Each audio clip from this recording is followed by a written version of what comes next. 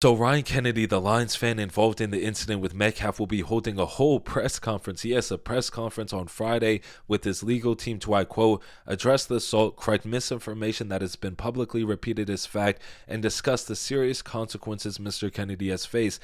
Now, I'm not a lawyer, but I have ChatGPT, and when they say correct misinformation that has been publicly repeated as fact, that is them trying to pin DK Metcalf or Ocho Cinco for defamation, because Ocho Cinco came out and said that Metcalf told him that he was called the N-word, and that's why what happened happened. But that's going to be the hardest thing to get Metcalf or Ocho Cinco for, because Ocho Cinco didn't state it as a proven fact. He framed it as what he was told, and DK Metcalf never came out and had a public statement about it. He never accused Kennedy of it. So that would probably be on the bottom of the list. But if you're his legal team, you put everything on the list. You try to get as much money from Metcalf as you possibly can. Of course, the assault. So not only did Metcalf lose $550,000 from the games he's gonna miss, but the $45 million of guaranteed money that can now be voided gives the Steelers huge leverage if they want to move on from him. And that's a lot of protection that you just threw away in a couple seconds if you're Metcalf.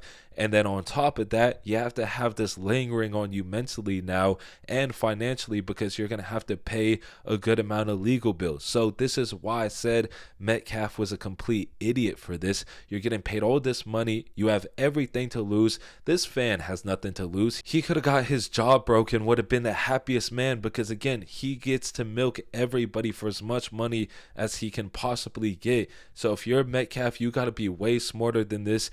And the Steelers were smart for putting that in the contract, where if you're violating the conduct and getting suspended these games, listen, we're not going to have to pay you that $45 million of guaranteed money if we want to move on, because we just had George Pickens and we're hoping that you don't have the same issue. So that's actually a really niche thing in the contract that was genius from Omar Khan and whoever constructed that contract. But DK Metcalf just got to be better than that. You got to take the higher road in that situation, especially if the Steelers were in a playoff race, which they're sitting pretty comfortably right now. But if it was a crucial situation and you just hurt your team in the last two games because some troll got you, because some idiot with nothing to lose got you to do exactly what he wanted. Because if you see a certain video that came out, the Lions fan Ryan Kennedy said that was the goal. You gave that dude everything he wanted.